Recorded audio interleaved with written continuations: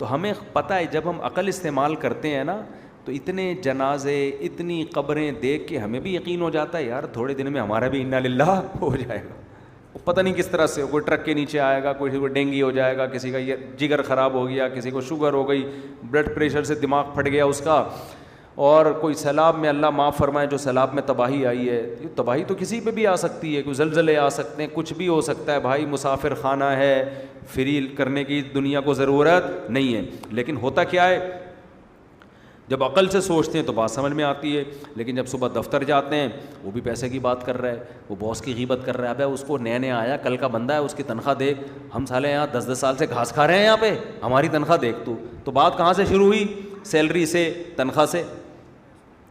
ادھر ڈاکٹر کے پاس گئے, ڈاکٹر نے بولا ابے تم اپنی صحت تو دیکھو, تم شوگر ٹیسٹ کرواؤ, کولیسٹرول چیک کرواؤ, یہ کرواؤ وہ کرواؤ. تو باڈی کی ویلیو چینل جتنے دیکھ رہے ہیں ان میں بھی ساری یہی باتیں. تو آہستہ آہستہ کھوپڑی میں بیٹھ کیا جاتی ہے, یہ بات بیٹھ جاتی ہے کہ ہماری بیوی بیوہ ہو گئی ہے. صحیح ہے نا, یعنی وہ دنیا جس کو عقل یہ کہتی ہے کہ یہ لفٹ کرانے والی چیز نہیں ہے. مسافر خانے کو بھلا کون لفٹ کراتا ہے یار, جہاں سے جنازہ اٹھنا ہے تھوڑے دنوں میں, کون لفٹ کراتا ہے؟ لیکن ہم اس مسافر خانے کو اس لیے لفٹ کرانا شروع کرتے ہیں کہ سب لفٹ کرا رہے ہیں, تو ہمارے دماغ میں یہ بات بیٹھ جاتی ہے کہ یہ لفٹ کرانے کی چیز ہے, حالانکہ عقل کہتی ہے لفٹ کرانے کی چیز نہیں ہے. اتنے جنازے دیکھ لیے ہم نے, سمجھ میں آ رہی ہے بات کہ نہیں آ رہی ہے؟ اس لیے قرآن کہتا ہے کہ انسان سارا دن دنیا دنیا دنیا دنیا دنیا سنتے سنتے مر جاتا ہے, اور جب بدعمالیوں کی سزا ملے گی قیامت میں, اعمال نامہ ہوگا, تو وہ کہے گا یا لیتنی لم اوت کتابیا ولم ادری ما حسابیا, ہائے کاش یہ حساب و کتاب کا دن نہ آتا, کاش یہ دن نہ آتا, میں تو اس کو بھول گیا تھا. فَالْيَوْمَ نَنسَاهُمْ كَمَا نَسُوا لِقَاءَ يَوْمِهِمْ هَذَا. کیا عجیب الفاظ ہیں قرآن کے. اللہ کہتے ہیں الیوم, آج کے دن, الیوم آج کے دن, یعنی قیامت کے دن کو اللہ کہہ رہا ہے آج کے دن ہم ان کو ایسے بھول جائیں گے جیسے انہوں نے ہم سے ملاقات کو یہ بھول گئے تھے. یہ ہر وقت اسی میں, صحت میں, پیسے میں, دولت میں, خوشیوں کے پیچھے بھاگ رہے تھے نا دنیا میں, بھول گئے تھے آخرت کو. اللہ کہے گا آج میں ان کو بھول جاؤں گا, آج میں یاد اسی کو رکھوں گا جس نے اس دن کو یاد رکھا تھا. بڑی عجیب آیت ہے. فَالْيَوْمَ, عربی میں ایک لفظ ہے یوم, یوم کا مطلب کوئی بھی دن. جب الف لام لگ جاتا ہے نا الیوم, اس کا مطلب کیا ہے, آج کے دن.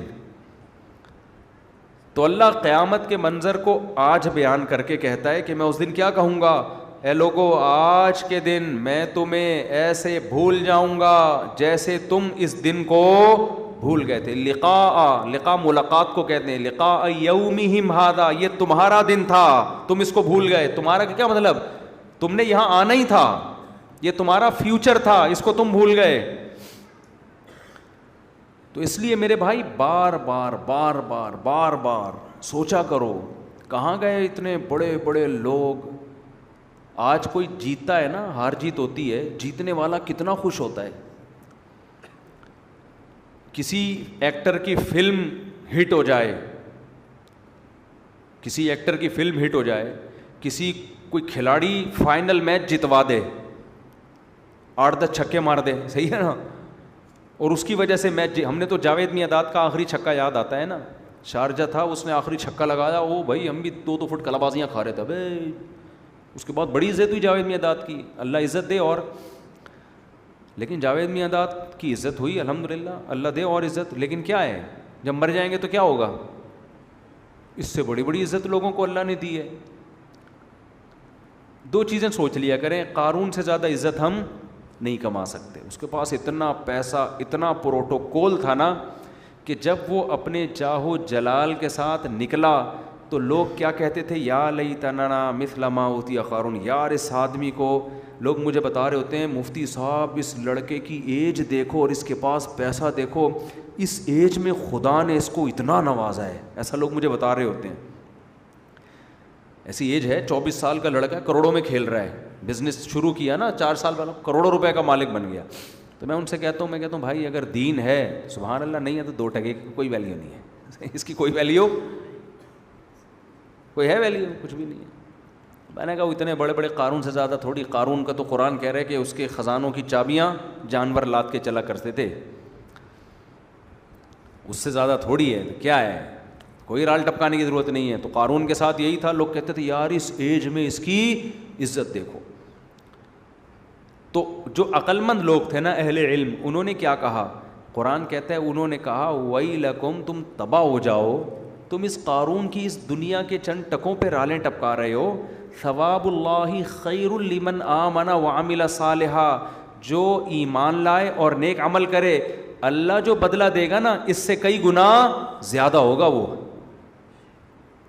اچھا ایک بات بتاؤں, اللہ تو کہتا ہے نا میں جو بدلہ دوں گا بہت زیادہ ہوگا, ہم تو ہمارے تصور میں آتا نہیں ہے کہ کیسا ہوگا.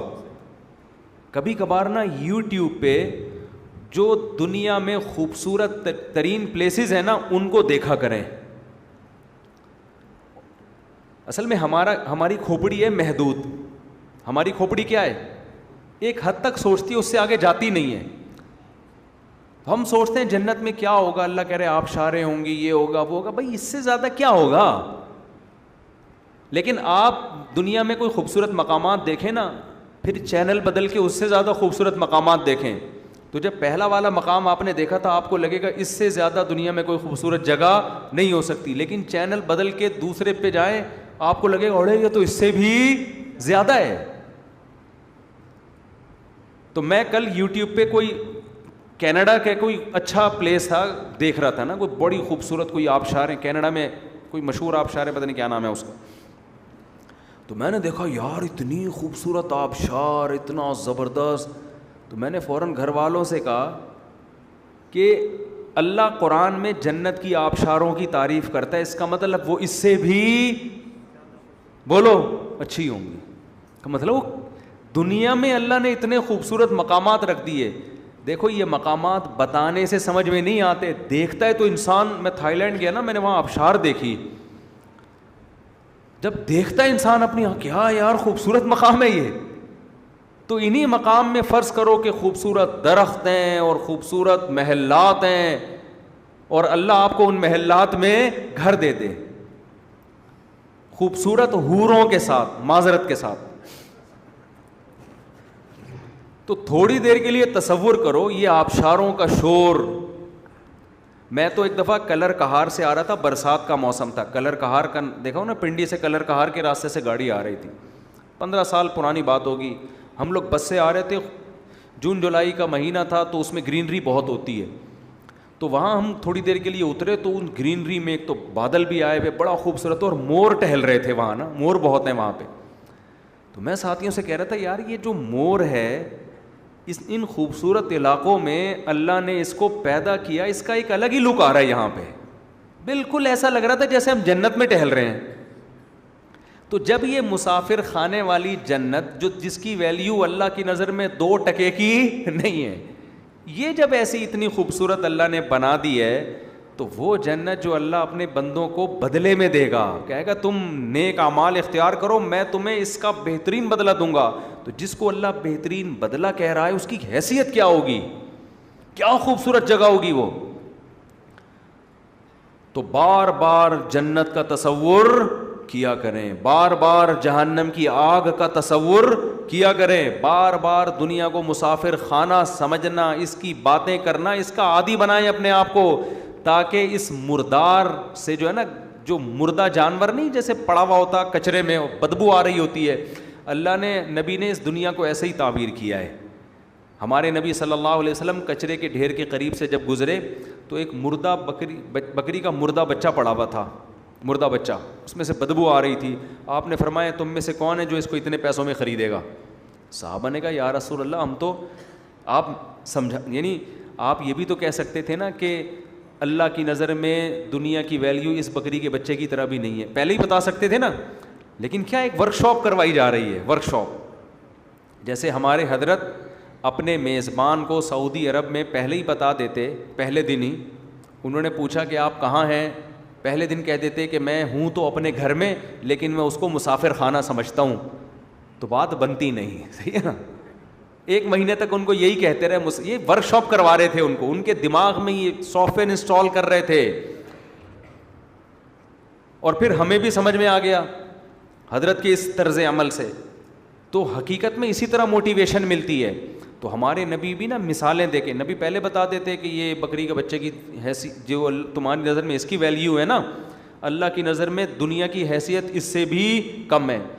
آپ شروع سے ہی بات یہاں شروع کرتے ہیں, لیکن نہ یہ حکیمانہ طرز نہیں ہے. آپ نے پہلے کیا فرمایا, تم میں کون ہے جو اس بکری کے سڑے ہوئے بچے کو اتنے پیسوں میں خریدے گا؟ صحابہ نے کہا یا رسول اللہ, اس کو تو کوئی مفت میں بھی نہیں لے کے جائے گا, یہ کون لے گا؟ تو آپ نے فرمایا اللہ کی نظر میں دنیا کی ویلیو اس بکری کے بچے سے بھی کم ہے, مردار ہے, فنا ہونے والی ہے. تو یہ چیز بار بار میرے بھائی بولو سوچا کریں, تاکہ محبت ختم ہو. اس سے آپ کی ڈپریشن ختم ہو جائے گی, ٹینشن ختم ہو جائے گی, لائف کو انجوائے کرنے لگو گے. یہ جس کے دل سے دنیا کی محبت نکلتی ہے, سب سے پہلا انعام اللہ کی طرف سے اسے پتہ ہے کیا ملتا ہے؟ سکون, خوشیاں, راحتیں. اور جس کے دل میں دنیا کی محبت ہو وہ کروڑہا موٹیویشنل اسپیکر کو سنتا رہے, وہ بھی پھینکتے رہیں گے اور یہ لپیٹتا رہے گا بیٹھ کے. صحیح ہے نا؟ وہ بھی پھینکتے رہیں گے اور یہ کیا کرتا رہے گا؟ لپیٹتا رہے گا بیٹھ کے. تو لپیٹتے رہو بیٹھ کے. تو دنیا کی محبت نکالنا ضروری ہے. تو یہ جو قرآن کے آیتیں ہیں کہ یا لیتنی لم اوت کتابی, آخرت میں کہے گا کہ کاش مجھے میرا اعمال نامہ نہ ملتا, ولم ادری ما حسابیہ, مجھے پتہ ہی نہ چلتا کہ میرا حساب و کتاب ہے کیا. تو بھائی اس دن کے آنے سے پہلے انسان اس دن کو یاد کر کے اس کی تیاری شروع کر دے, کیونکہ اللہ کہتا ہے وہ دن آئے گا. جو آخرت کے منکر ہیں وہ کہتے ہیں مر کے مٹی ہو کے ختم. قرآن آخرت کا منکر نہیں ہے, قرآن کہہ رہا ہے کہ مدعی ہے, دعویٰ کر رہا ہے کہ یہ ہوگا. جب ہوگا تو پھر قرآن کہہ رہا ہے پھر حساب ہوگا. تو لا یغادر صغیرۃ ولا کبیرۃ, پھر چھوٹی موٹی بڑی چیزیں نہیں, زندگی کا ایک ایک پہلو بھی ریکارڈ ہو رہا ہے تمہارا. کوئی ایک چیز ایسی نہیں ہے. ما یلفظ من قول, زبان سے ایسا کبھی ہوا نہیں کہ ایک کوئی تمہارے منہ سے کوئی جملہ نکلا ہو اور اسے محفوظ نہ کیا گیا ہو. اتنا زبردست انتظام ہو رہا ہے ہمارے ایک ایک عمل اور ہماری ایک ایک بات کو محفوظ کرنے کا. تو اللہ تعالی ہمیں اس دن سے پہلے اس دن کی تیاری کی توفیق نصیب